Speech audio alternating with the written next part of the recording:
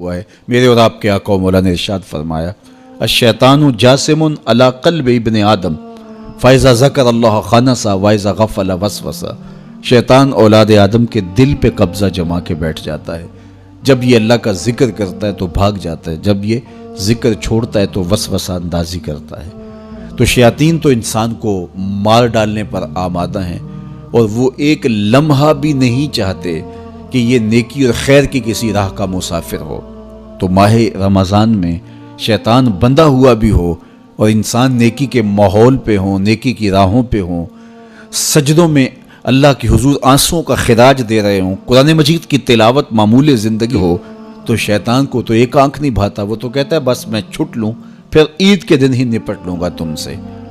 اب اگر شیطان کے چھٹنے سے قبل ہم نے نفس کو کنٹرول میں کر لیا، قابو میں کر لیا، تو شیطان چھٹ کر بھی کچھ نہیں کر پائے گا، ورنہ وہ نفس کے ساتھ مل کے اور زیادہ ہمیں بگاڑنے کی کوشش کرے گا۔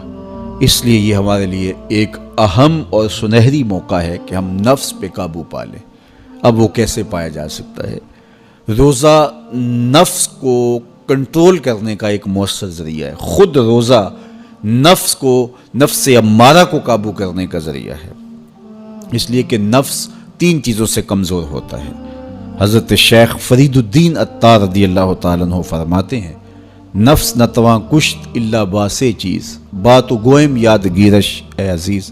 نفس نہیں مرتا، لیکن اگر 3 چیزیں ہوں تیرے پاس تو پھر نفس کو قابو کرنا کوئی مشکل بھی نہیں ہے، اس کو کمزور کرنا کوئی زیادہ مشکل بھی نہیں ہے۔ وہ 3 چیزیں کون سی ہیں؟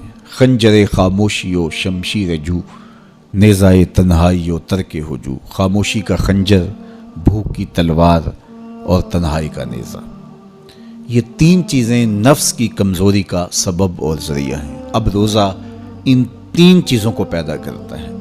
بھوک اور پیاس کے ذریعے سے نفس کمزور ہوتا ہے، تو روزہ بھوک اور پیاس ہے۔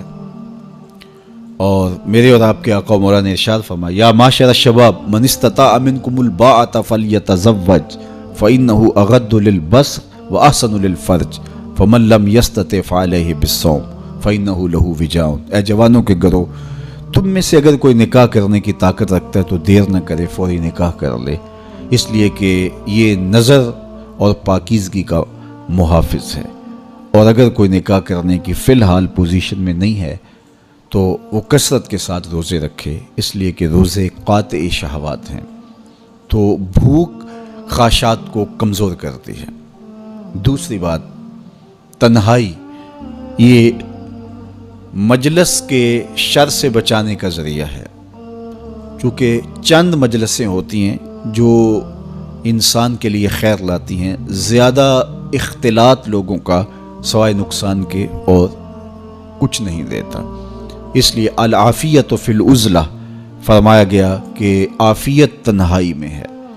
ہمارے مشائخ فرماتے ہیں کہ سالک کے لیے سب سے بہتر جگہ اللہ کا پاکیزہ گھر مسجد ہے، یا پھر کامل شیخ کی صحبت ہے، یا پھر تنہائی۔ چوتھی جگہ سوائے ہلاکت کے اور کچھ نہیں ہے۔ اچھے لوگوں کی صحبت یقیناً اچھائی کا رنگ دیتی ہے، اور مسجد کی حاضری، مسجد کے اندر وقت کا گزارنا یقیناً باطن کے سنوارنے کا سبب ہے، نہیں تو پھر تنہائی ہی بہتر ہے۔ اور بری مجلس سے، برے جلیس سے، برے ساتھی سے تنہائی ایک بہت بڑی دولت ہے۔ تو رمضان المبارک کے مہینے کے اندر ہم عبادات کی وجہ سے بہت سارے معاملات سے کٹ جاتے ہیں اور ہمیں تنہائی میسر آتی ہے۔ اور تیسری چیز فرمایا خاموشی کا خنجر۔ تو خاموشی میں جو فوائد رکھے گئے ہیں وہ کہیں اور نہیں رکھے گئے، اور عمومی طور پہ ہماری زندگی کے زیادہ تر گناہ ہماری زبان کی وجہ سے ہیں۔ غیبت زبان کی وجہ سے ہوتی ہے، جھوٹ زبان کی وجہ سے ہوتا ہے، بہتان زبان کی وجہ سے ہے، سب و شتم زبان کی وجہ سے ہے۔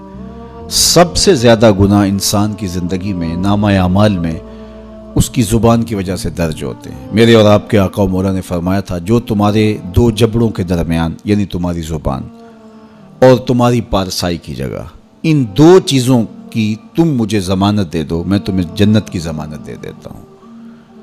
تو رمضان المبارک کے اندر ہم روزے کی وجہ سے اور دینی مصروفیات کی وجہ سے اپنی زبان کو بھی کنٹرول کر پاتے ہیں۔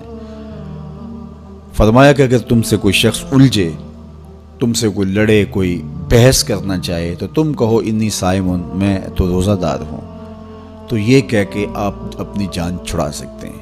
تو یہ وہ تین چیزیں ہیں جو نفس کو کمزور کرتی ہیں۔ رمضان المبارک کے اندر ہمیں اس کے لیے عملی کوشش کرنی چاہیے۔ ہر سال رمضان المبارک آتا ہے اور گزر جاتا ہے اور ہم جہاں ہوں وہیں کے وہیں کھڑے رہتے ہیں یا دو قدم پیچھے سرک جاتے ہیں۔ تو ہمیں سوچنا چاہیے زندگی بار بار نہیں ملتی، یہ اللہ کی نعمت ہے، یہ اللہ کی کرم نوازی ہے۔